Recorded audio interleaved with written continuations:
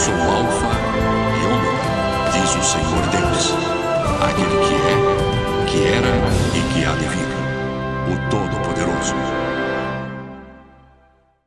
Hoje nós vamos entrar em um pequeno texto de João, capítulo 15, que vai do versículo 7 até o versículo 10. E nesse texto, Jesus vai descrever para nós o que acontece se permanecermos unidos a Ele, tá? Lembrando que esse capítulo 15, Jesus começou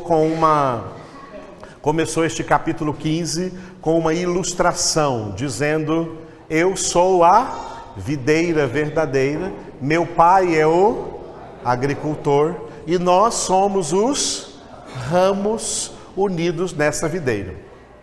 Jesus disse que se algum ramo não produzir fruto, o pai corta, o pai vai cortar esse ramo. Mas aquele que produzir fruto, o pai limpa, ele poda para que produza mais fruto ainda. Glória a Deus. É por isso que nós vimos aqui o verbo permanecer, diga se permanecer.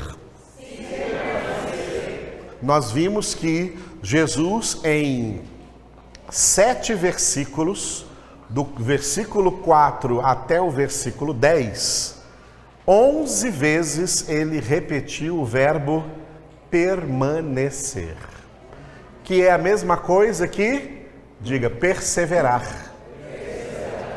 Jesus condicionou a salvação à perseverança, quando ele disse em Mateus 24:13, aquele que perseverar até o fim, esse será salvo. Permanecer, perseverar. Glória a Deus. Nós vimos nos versículos anteriores aqui, até ontem, até o versículo 6, Jesus dizendo o que acontece se alguém não permanecer nele. Se alguém não permanecer nele. Agora, nos versículos de 7 a 10, ele vai dizer o que acontece com os ramos que permanecem unidos à videira, com os discípulos, os crentes, que permanecem unidos espiritualmente a Cristo Jesus. Aleluia? É isso que vamos ver aí nos versículos de 7 a 10, que tem a seguinte divisão. Vamos ver aqui as divisões desses versículos, né? Lá em cima está o texto principal, João 15, de 7 a 10. Se permanecer, Jesus vai dizer para nós que nós vamos produzir quanto fruto? Diga, muito fruto. Se permanecer, vai produzir muito fruto. Esse texto aí de 7 a 10, o versículo 7 está separado dos outros versículos, de 8 a 10. Por isso que hoje nós vamos ver só o versículo 7 aqui, João 15, 7, onde Jesus disse: pedireis o que quiserdes. Ou seja, então, Jesus toca num assunto importante, num tema importante da Bíblia Sagrada e necessário para o aprendizado dos crentes de hoje, tá? Que é diga, oração. Então nós vamos ver hoje alguma coisa acerca do ensinamento, da doutrina bíblica acerca da oração. Como deve ser a nossa oração. E a partir então de quarta-feira nós vamos entrar aqui no João 15, de 8 a 10, né? Que eu dei o título maior ali, para a glória do Pai, né? E Jesus vai repetir aí 3 vezes nesses versículos aí de 8 a 10, diga, meu Pai. Meu Pai. Aleluia. Então, quarta-feira nós vamos entrar aqui no versículos de 8 a 10. Hoje vamos ver o versículo 7, apenas o versículo 7, cujo título é, diga de novo, oração. E o versículo já está todo aí na parede agora para você. Jesus declarou: se permanecerdes em mim e as minhas palavras permanecerem em vós, pedireis o que quiserdes e vos será feito. Repitam.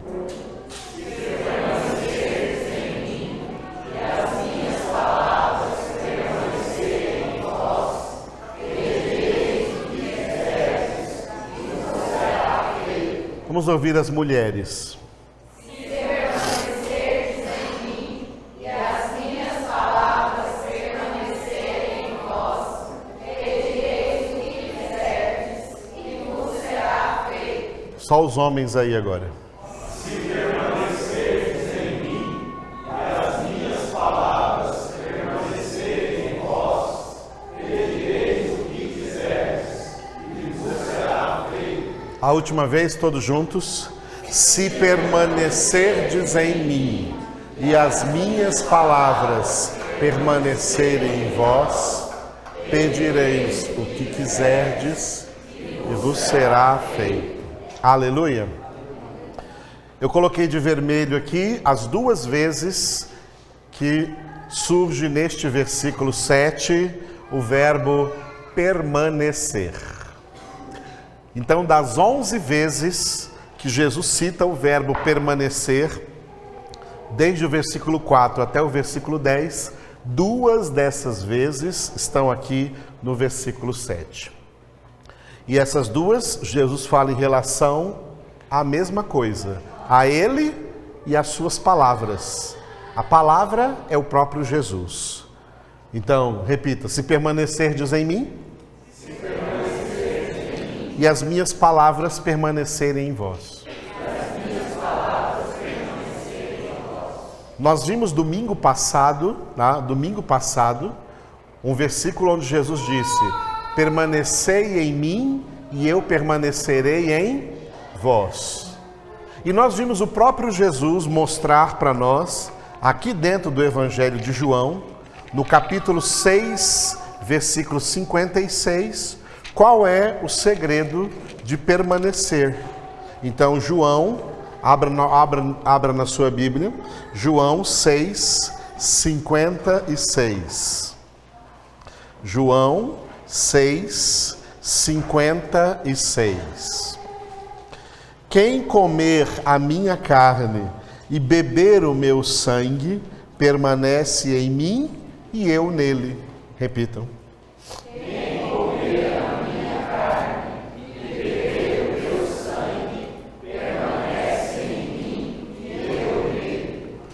Aleluia. Jesus, numa linguagem metafórica, usando como metáfora o alimento, o comer e o beber, quando ele diz: quem comer a minha carne e beber o meu sangue, ele está se referindo a quem se alimenta da palavra. Que a maneira de permanecermos nele e ele em nós é nos alimentar na palavra de Deus. E esses dias eu estou relembrando isso. A palavra de Deus tem uma dupla função na nossa vida.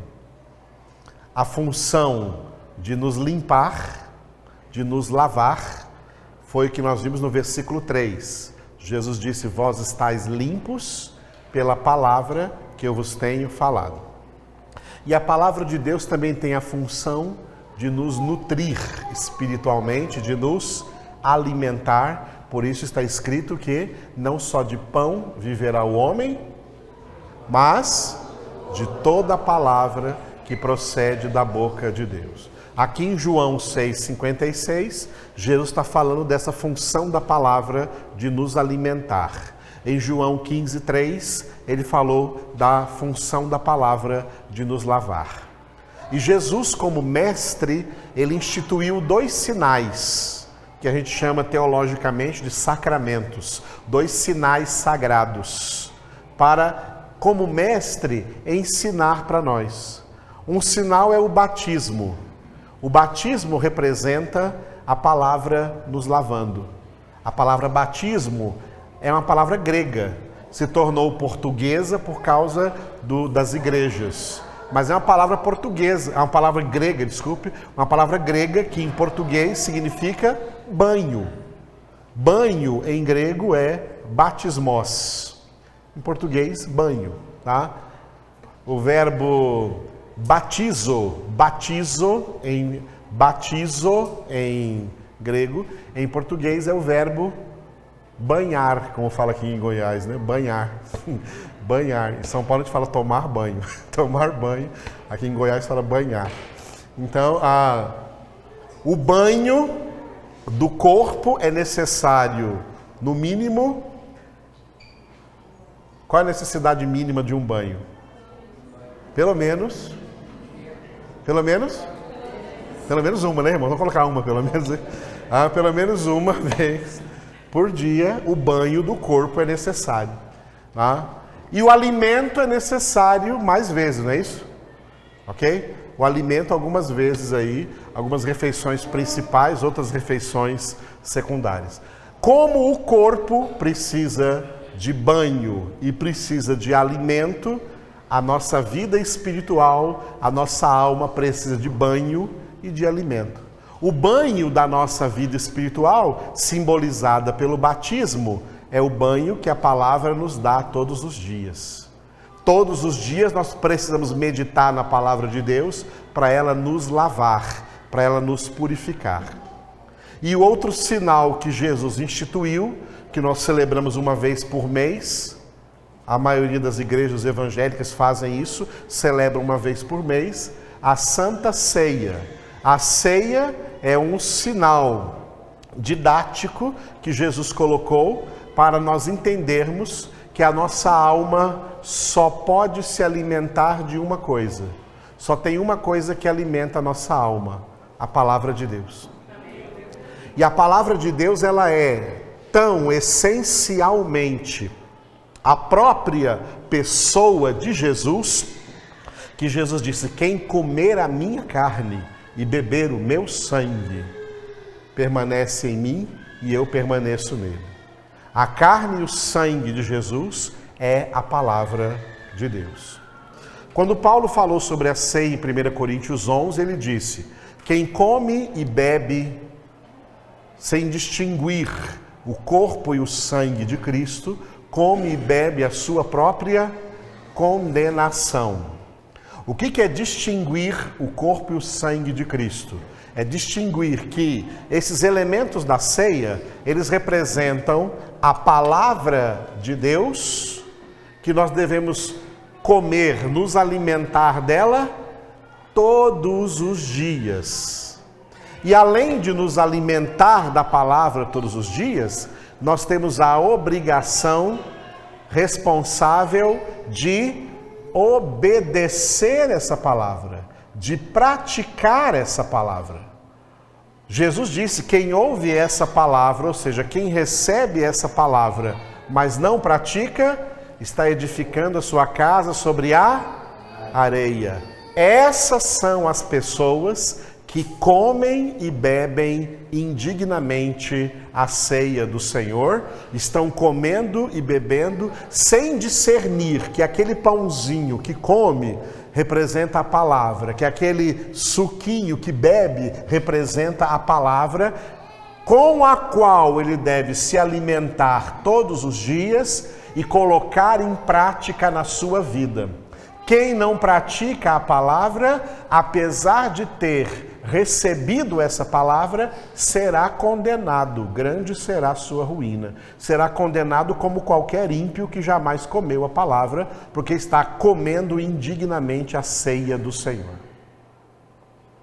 Aquele que ouve a palavra, que recebe a palavra e a pratica, Jesus disse que ele é semelhante ao homem prudente que edificou sua casa sobre a rocha. Ele não vai cair, ele tem uma vida de estabilidade espiritual, uma vida firmada na rocha, e essa pessoa, quando ela participa então da ceia, ela está comendo e bebendo o corpo e o sangue do Senhor dignamente, porque é uma pessoa obediente à palavra de Deus. Aleluia, amados. Entendeu bem isso?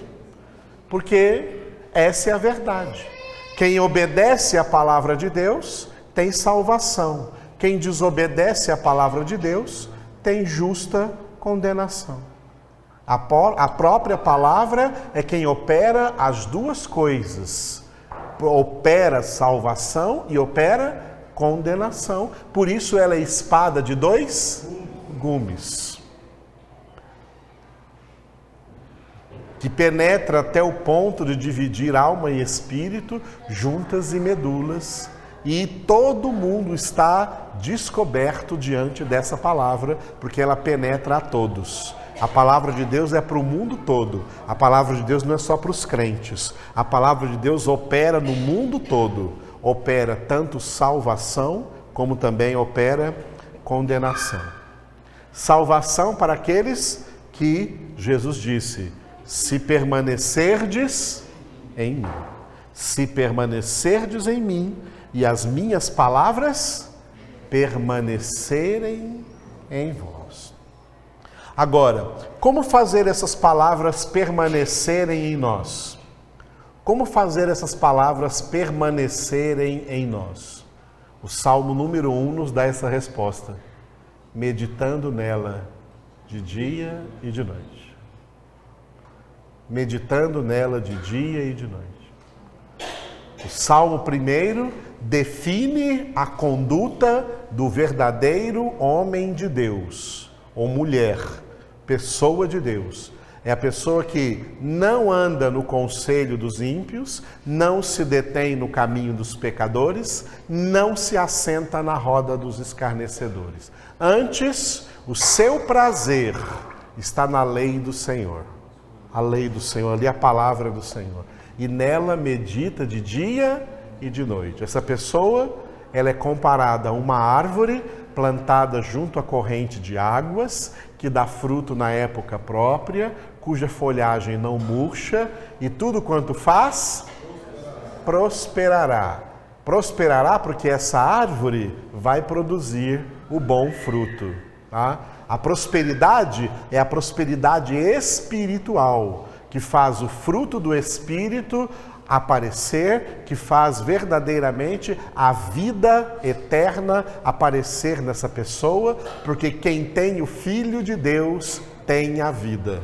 Quem não tem o Filho não tem a vida em si mesmo, está espiritualmente morto. Então, a maneira das palavras permanecerem é pela meditação diária. O nosso alimento diário, nossa alimentação diária, nossa nutrição diária da palavra de Deus. Estou falando diária, todos os dias. Como você come todos os dias para o corpo, tem que se alimentar todos os dias pela palavra. E as palavras então vão permanecer em nós. Como que as palavras vão permanecer em nós? Como Paulo falou em 2 Coríntios, capítulo 3, versículo 3. Porque o Espírito Santo é quem vai escrever essas palavras que estão aqui escritas no papel. Essas palavras, o Espírito Santo é quem vai escrevê-las aqui, na nossa mente, para que nós sejamos cartas vivas de Cristo, escritas não com tinta, mas pelo Espírito do Deus vivente, não em tábuas de pedra, mas em tábuas de carne, isto é, nos nossos corações. Corações ali é alma, nas nossas almas. A nossa alma, cuja parte principal da alma é a mente. É a mente, e por isso Paulo disse em Romanos 12, 2: não vos conformeis com este século, mas transformai-vos mediante a renovação da vossa mente, para que experimenteis qual seja a boa, agradável e perfeita vontade de Deus. A vontade de Deus é a nossa santificação.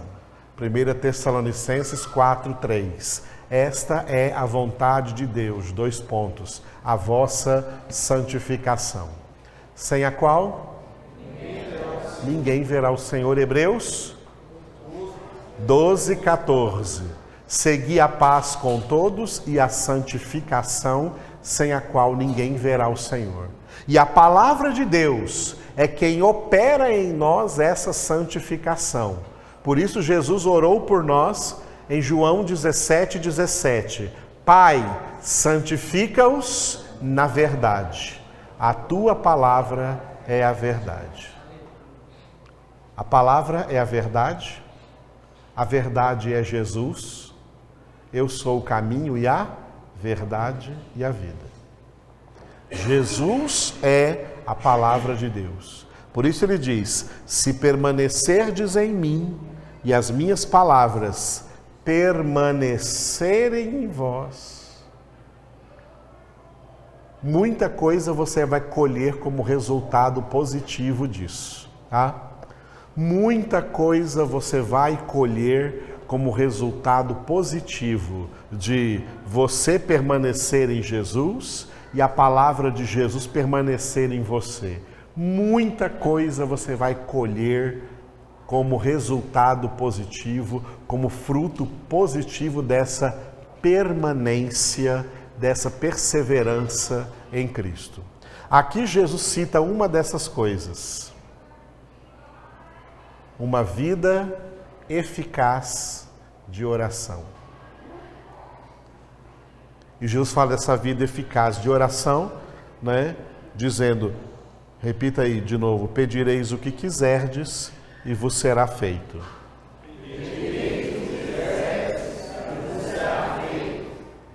Muita gente se anima quando lê assim, esse verbo querer aqui, ó. Pedireis o que quiserdes e vos será feito. Oh, peraí, o que quiser mesmo? É o que quiserdes mesmo? É o que eu quiser mesmo? Lembra que essa segunda parte do versículo aqui, ela não é causa, ela é efeito. Num movimento de causa para efeito, o que é mais importante, a causa ou o efeito? A causa, porque sem a causa não terá efeito. Então, a causa é mais importante. Se permanecerdes em mim e as minhas palavras permanecerem em vós, é a causa. Qual será o efeito disso? Dentre tantas outras coisas boas que poderemos ter como efeito, teremos como efeito uma vida eficaz de oração. Então Jesus está com essa frase aqui, ó, pedireis o que quiserdes e vos será feito. Jesus está introduzindo aqui nesse seu discurso, em João capítulo 15, a doutrina bíblica da oração. Como existem doutrinas mentirosas sobre oração. Como existem doutrinas e práticas falazes, erradas, heréticas acerca de oração. Vou falar algumas coisas erradas sobre oração para depois entrar naquilo que é certo. Algumas coisas erradas que as pessoas falam por aí. Tem uma música que a gente não canta aqui. Eu não canto, vocês já perceberam que eu não canto aqui muitas músicas que tem por aí no mundo gospel, especialmente as mais atuais, porque elas são muito antibíblicas na sua letra, muito centralizadas no ego das pessoas. São músicas que infelizmente não exaltam mais a Deus, que só exaltam o homem. Por isso, nós temos que selecionar muito bem esse negócio de música aí, porque tem música que não está adorando a Deus, está profanando o nome de Deus. Algum tempo atrás saiu uma música aí que foi muito cantada nas igrejas. Na nossa congregação aqui nunca foi cantada porque eu nunca cantei essa música aqui, e nunca nem vou cantar. Mas a música tem uma letra que fala assim, ó: eu creio no poder dos joelhos que se dobram. Eu creio no poder da oração. Alguém já ouviu essa música por aí? Ah. Eu creio no poder dos joelhos que se dobram. Eu creio no poder da oração. Amados, a oração não tem poder. Quem tem poder é Deus. Tem algum desvio de fé aí. Eu estou crendo em Deus ou eu estou crendo no poder da oração?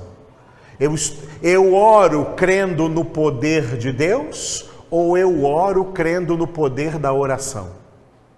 Qual que é o correto? Eu oro crendo no poder de Deus. Nós oramos agora mesmo pelo irmão Antônio, crendo no poder de Deus. Não é o poder da nossa oração, não, que vai tocar nele lá. É o poder de Deus que está lá com ele agora, nesse momento. É o poder de Deus. Olha como o diabo é sutil e coloca lá, eu creio no poder da oração. E nisso se criou também uma frase que eu ouvi por aí dita em muitos lugares, assim, que a oração move a mão de Deus. Já ouviram isso por aí? A oração move a mão de Deus. Nós temos aqui um problema, até um problema de física. Estudou física na escola? Só o mais forte pode mover o mais fraco. O mais fraco não pode mover o mais forte. Se a oração move a mão de Deus, então nós estamos dizendo que a oração é mais forte que a mão de Deus. A oração é mais poderosa do que Deus. Errado, irmãos. Oração não move a mão de Deus. É a mão de Deus que nos move a orar. É exatamente o contrário. É o mais forte que move o mais fraco e não o mais fraco que move o mais forte. A oração não move a mão de Deus. É Deus que nos move a orar.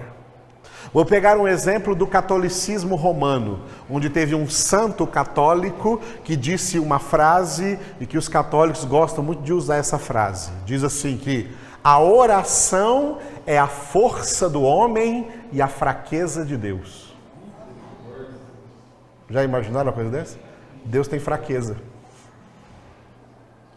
A oração é a força do homem e a fraqueza de Deus. Que heresia, amados. Que heresia. Primeiro lugar, a força do homem crente é Deus vivendo nele. Paulo diz, já não sou eu quem vivo, é Cristo que vive em mim. Paulo disse, Efésios 4,13, tudo posso naquele que me fortalece. Ou seja, quem me fortalece não é a minha oração, é Jesus que me fortalece, é Deus que me fortalece, é o Espírito Santo que me fortalece. Não é a oração que é a força do homem, é Deus que nos fortalece para orar. É Deus que nos fortalece para orar. E para fazer todas as outras coisas que como cristãos nós temos que fazer. Vocês estão vendo como as pessoas vão criando doutrinas falsas? E oração não é a fraqueza de Deus. A força do homem é a fraqueza de Deus. Que heresia. Deus não é fraco, Deus é onipotente. Deus não tem fraquezas. Deus não tem fraquezas. Eles disseram isso, eles criaram essa frase para criar uma ideia de que Deus é uma pessoa orando, de que Deus é uma pessoa clamando, e aí ele fica com muita dó, com muita pena. Aí Deus, essa é a fraqueza de Deus, aí ele vai lá e atende a oração dessa pessoa. Errado, completamente errado. Doutrinas erradas sobre a oração. Deus é soberano sobre todas as coisas. Deus não precisa da nossa oração.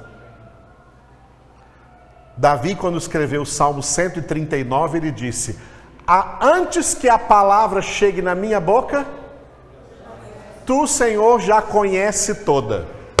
Deus não precisa da nossa oração. Nós não oramos porque Deus precisa da nossa oração.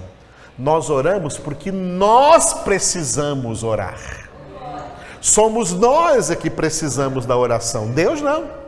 Deus sonda mentes e corações, e sondando mentes e corações, Deus conhece cada uma das nossas necessidades. Então Deus não precisa da nossa oração para ser informado acerca das nossas necessidades. Senhor Deus, eu estou passando necessidade disso. Oh, que bom que você me avisou, eu não estava percebendo. Deus não sabia que você estava precisando disso, não? Ele te conhece mais do que você mesmo se conhece. A oração é uma prática espiritual dos crentes, dos filhos de Deus, na qual eles têm a necessidade de se comunicar com Deus. Eles têm a necessidade de derramar diante de Deus o que eles estão sentindo, o que eles estão precisando, as circunstâncias em que eles estão passando. Nós temos essa necessidade. Deus não tem essa necessidade. Ele vê tudo, Ele sabe tudo, Ele entende tudo e Ele está agindo em relação a tudo. O tempo todo. Entendeu, mas? Então nós não oramos porque Deus precisa da nossa oração. Nós oramos porque nós é que precisamos orar. E como precisamos?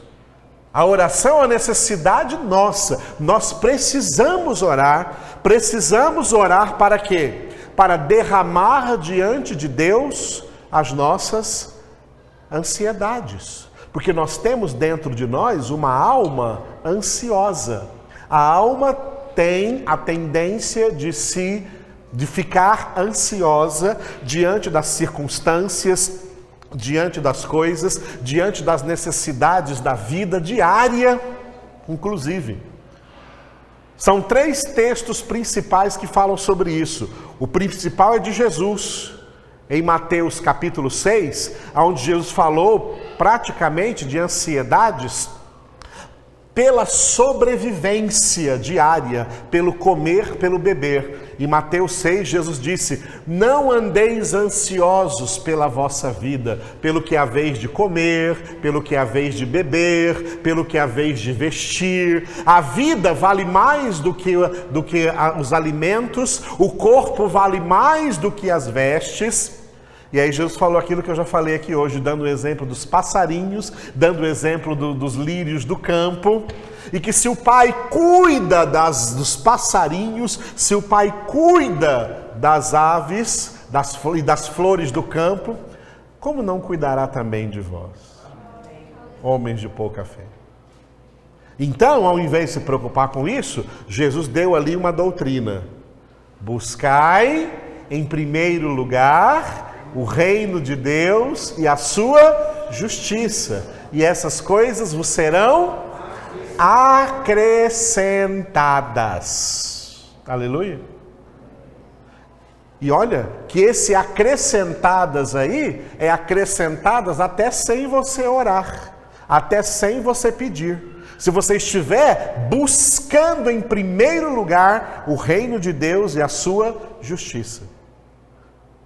É muito comum essa frase, mas muita gente não sabe o que significa isso. O que é buscar em primeiro lugar o reino de Deus e a sua justiça? Buscar o reino de Deus significa aquilo que Tiago disse em Tiago capítulo 4, acho que é o versículo 7, sujeitar-se a Deus. Sujeitai-vos a Deus. Sujeitar-se a Deus é reconhecer que não é você que governa sobre a sua vida, não é você que é o rei sobre a sua vida, é Ele que é o rei, é Ele quem manda, é Ele que governa a sua vida. Isso é buscar o reino de Deus, é buscar o governo de Deus sobre a sua vida. Pai, eu não quero fazer minhas vontades, quero fazer as tuas vontades. Opa, está começando a entender o que é aquele quiserdes ali? É quando eu quero a mesma coisa que Deus quer, e não alguma coisa diferente do que Deus queira. Se você quer alguma coisa que Deus não quer, você pode ficar roxo de orar, que Deus não vai te dar. O que Deus nos dá é de acordo com a vontade dEle. De acordo com a vontade dEle. Por quê? Porque essa pessoa que permanece em Cristo e as palavras de Deus, as palavras de Cristo permanecem nela, é uma pessoa que não quer nada mais na sua vida além daquilo que seja a vontade de Deus. Ela não fica teimando diante de Deus aí com as suas próprias vontades, não. Ela renuncia às suas vontades para se sujeitar à vontade de Deus, ao querer de Deus, ao que Deus quiser e não aquilo que eu quiser. Isso é buscar o reino de Deus. E buscar a sua justiça, a justiça de Deus é um sinônimo da sua santidade. Deus é justo porque Deus é santo. Buscar a justiça de Deus é buscar a santidade de Deus, é ter a santidade de Deus como meta. E como vamos atingir a santidade? Por meio da santificação que nós já falamos aqui. A santificação é o meio pelo qual nós vamos atingir a meta da santidade. Por isso Paulo disse em Filipenses capítulo 3, ele disse assim: eu não sou ainda perfeito, mas uma coisa eu faço, esquecendo-me das coisas que para trás ficam, avanço para as que diante de mim estão, prossigo para o alvo, para a meta, para conquistar aquilo pelo que também eu fui conquistado por Cristo Jesus. Nós fomos conquistados por Cristo Jesus para alcançarmos uma meta, um alvo, a santidade de Deus, a justiça de Deus. Por isso Jesus disse em Mateus 6, buscar em primeiro lugar o reino de Deus e a sua justiça. Se você estiver se empenhando em fazer isso, na sua meditação bíblica, na sua prática de palavra, na sua congregação, na sua oração, se você estiver se empenhando em buscar em primeiro lugar o reino de Deus e a sua justiça, pode ficar tranquilo quanto ao resto, porque será acrescentado. Será acrescentado. É palavra de Deus. A segunda palavra sobre ansiedade, aí não somente ansiedade material, mas todo tipo de ansiedade, é de Paulo em Filipenses capítulo 4. Logo depois do versículo 4 ali para frente, no versículo 4 ele fala: alegrai-vos sempre no Senhor, e ali fala assim: não andeis ansiosos de coisa alguma, antes sejam conhecidas diante de Deus as vossas orações, pela súplica e já com ações de graças. Resultado disso vai ser: a paz de Deus, que excede todo entendimento, guardará vossos corações e vossos pensamentos em Cristo Jesus. A ansiedade é normal, tá? Todos nós ficamos ansiosos. A ansiedade é normal diante dos desafios que nós temos na vida, diante das circunstâncias da vida, diante das necessidades da vida. A ansiedade é algo normal. Só que a ansiedade é um sinal. A ansiedade é um sinal de que é hora de você fazer aquilo que Jesus disse em Mateus 6,6. Entra no teu quarto, fecha a tua porta, mas não é para dormir não, é para orar. E ora ao teu Pai em secreto, e teu Pai que vê em secreto te recompensará. Aleluia.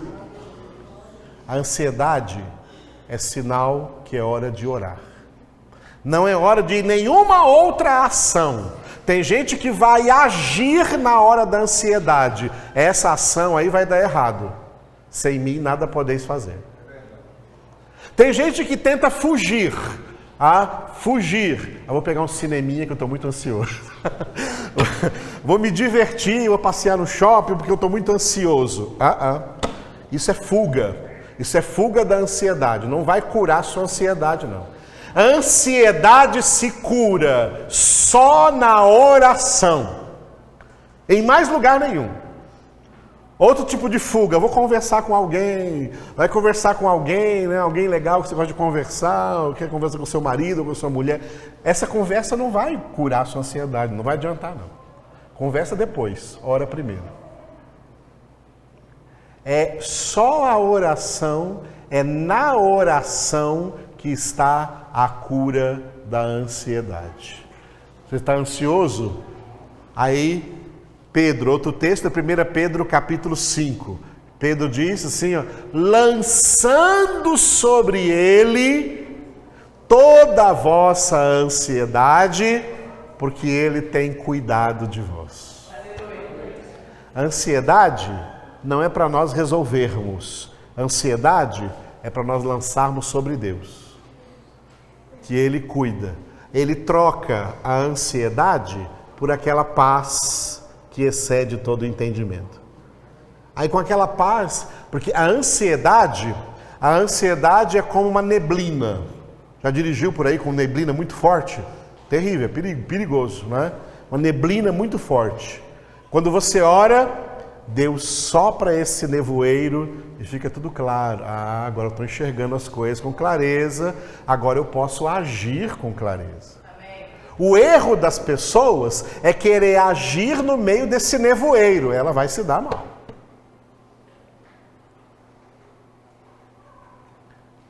E quando eu falo de oração, eu me lembro muito de Ana, a mãe de Samuel, que você lê lá em 1 Samuel capítulo 1. Ela tinha uma grande ansiedade. A ansiedade dela é que ela era estéril, não podia ter filhos. E ela estava muito humilhada diante dessa situação, muito triste diante dessa situação, deprimida diante dessa situação. E ela então falou assim, um dia que estavam indo para a festa deles, a festa dos hebreus, ela deve ter pensado, eu vou pegar tudo isso que eu estou sentindo e vou lançar diante de Deus. E ela orou.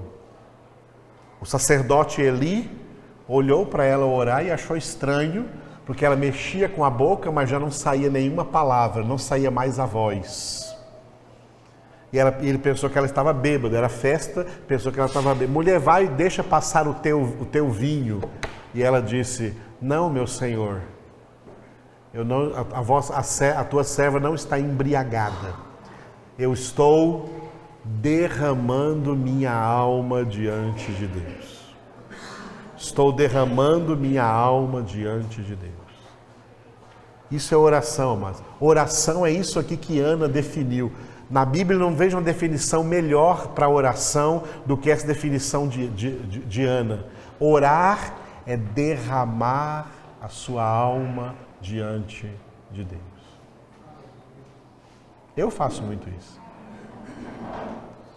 Todos os dias, Senhor, ó, estou com aquele sentimento, o Senhor está me vendo, esse sentimento é por causa dessa e daquela situação.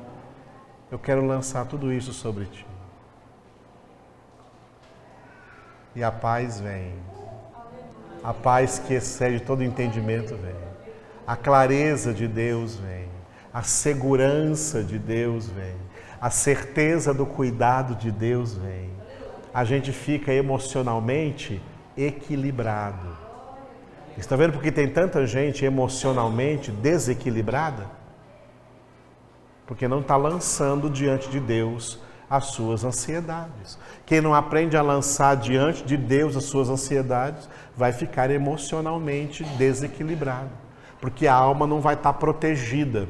Quando Paulo fala assim, a paz de Deus que excede todo entendimento, guardará vossos corações e vossos pensamentos. Esse verbo guardar aí significa proteger. Vai proteger a tua alma de ficar doente, tá? De ficar doente e depois você ter que entrar aí em terapias mais terríveis, ter que tomar ansiolíticos, remédios aí, viver de remédios, de química aí contra a ansiedade, porque você pode resolver isso de uma maneira maravilhosa na sua vida espiritual, aprendendo a lançar sobre Deus as suas ansiedades. Glória a Deus, amados. É para isso que serve a oração, amados.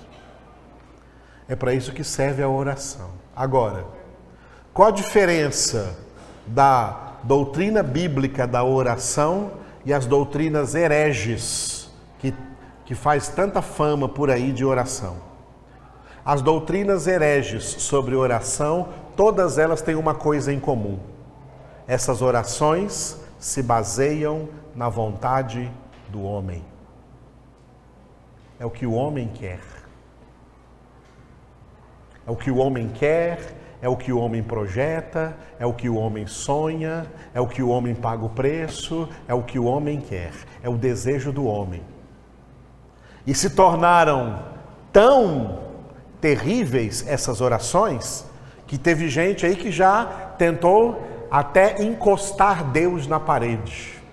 Não, agora já encostei Deus na parede, ele vai ter que me atender, porque eu paguei o preço, eu fiz a campanha dos 7 dias, eu fiz o jejum não sei de quantos dias, porque eu já subi no monte, porque eu já paguei o preço, agora eu posso encostar Deus na parede, porque diante do que eu fiz, Deus é obrigado a me atender. E tem até igrejas aí que colocam a doutrina falsa, a heresia da determinação. Agora eu posso determinar diante de Deus que a minha bênção vai chegar. Porque eu estou determinando, vai chegar porque eu paguei o preço. Amados, esse tipo de oração aí se chama paganismo. Essas pessoas que oram desse jeito não são filhos de Deus, são pagãos. A palavra paganismo, ela vem do verbo pagar. Daqueles que acham que vão ganhar de Deus alguma bênção porque pagaram por ela, pagaram um alto preço por essa bênção. Esse tipo de oração é falso, é herege, é errado. É esse tipo de oração que todas as pessoas que adoravam a falsos deuses faziam com os seus falsos deuses, tá?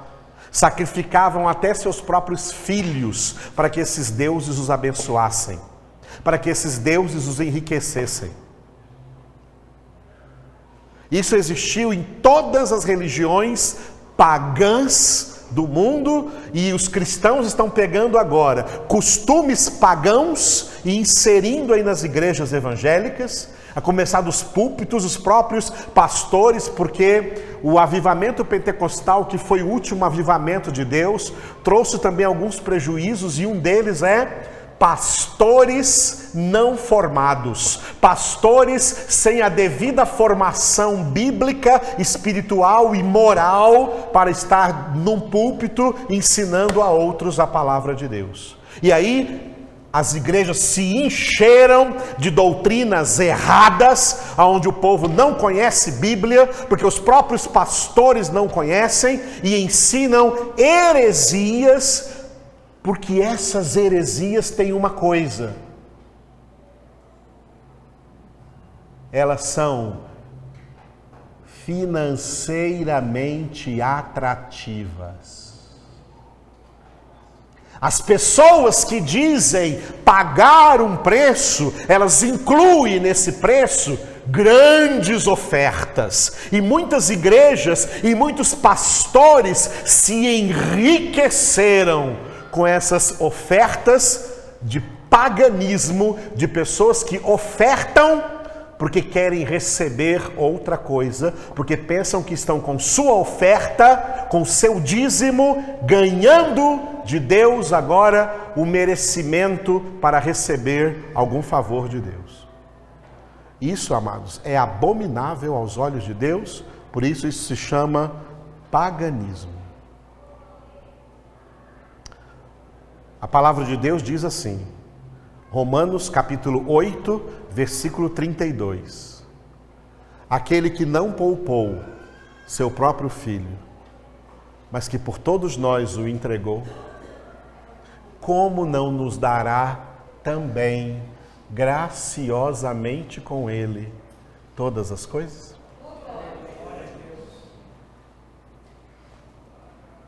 Graciosamente significa sem essa pagação de preço aí, sem esse paganismo. Essas orações são erradas.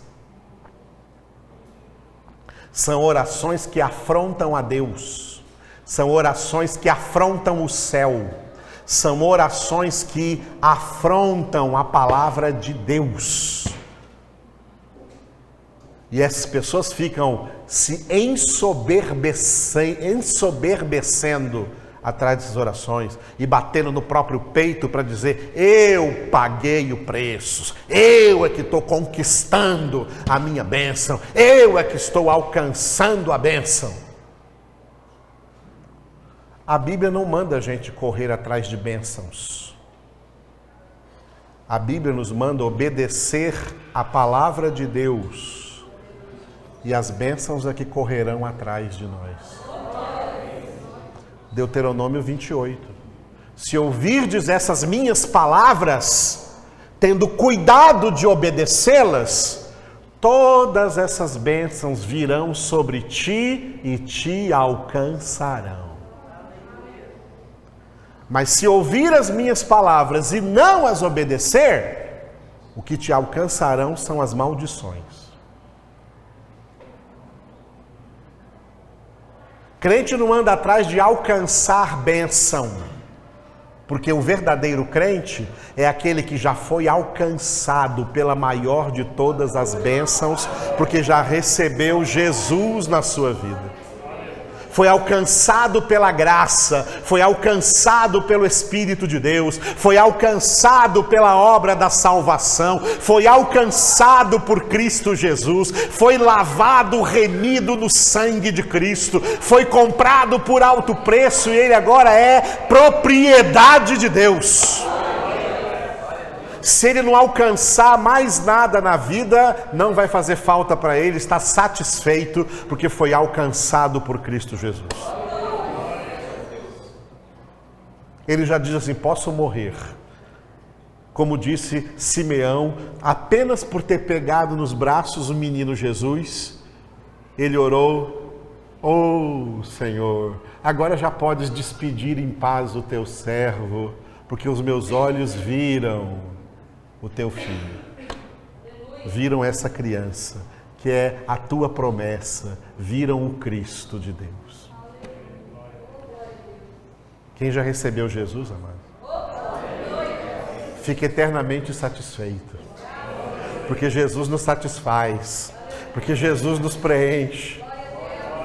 E aí daí por diante, as nossas orações, agora sim, a oração bíblica, a doutrina bíblica de oração é centralizada em uma só coisa: na vontade de Deus.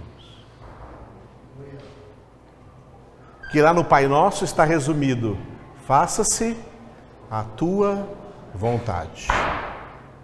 Diga isso para o Pai.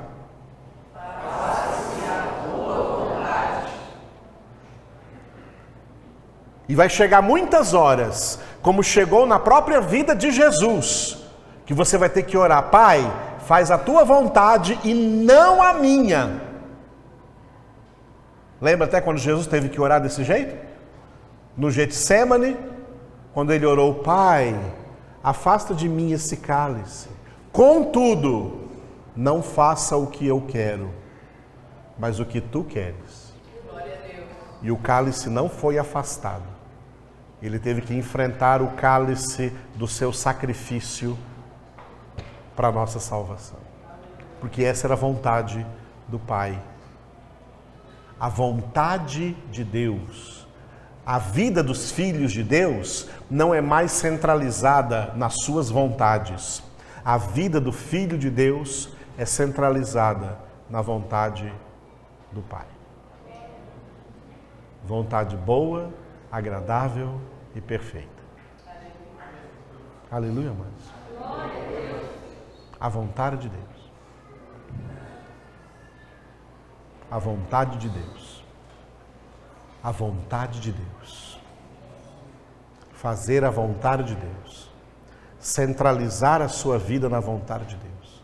Só querer a vontade de Deus.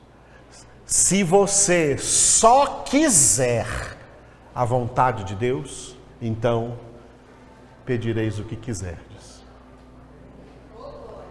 e vos será feito, porque é a vontade de Deus. É da vontade de Deus que você seja um filho sábio, uma filha sábia. Então Tiago colocou: se algum de vós necessita sabedoria, peça a Deus, que a todos dá e nada lhes impropera, não coloca nenhuma barreira, porque Deus quer, é da vontade de Deus, que sejamos sábios.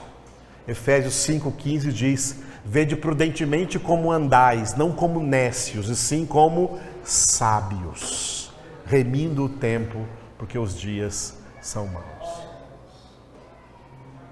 Muita coisa é da vontade de Deus. As nossas orações têm que ser baseadas na vontade de Deus. É da vontade de Deus que nós não andemos ansiosos. Por isso usamos as orações para lançar sobre Deus as nossas ansiedades, porque Ele tem cuidado de nós. Chegamos no versículo 7 aqui do capítulo 15 de João. Vocês acham que dá para ter mais de um versículo em cada reunião? Acham que dá para falar mais de um versículo em cada reunião? Impossível, mas aqui em João 15, em João 16, em João 17, impossível. Porque cada versículo desse tem uma imensa profundidade de conhecimento que o Senhor quer nos revelar. Aleluia? Então, quarta-feira, venha para o versículo 8, amém? Em nome de Jesus. Eu sou o Alfa e Ômega, diz o Senhor Deus, aquele que é, que era e que há de vir, o Todo-Poderoso.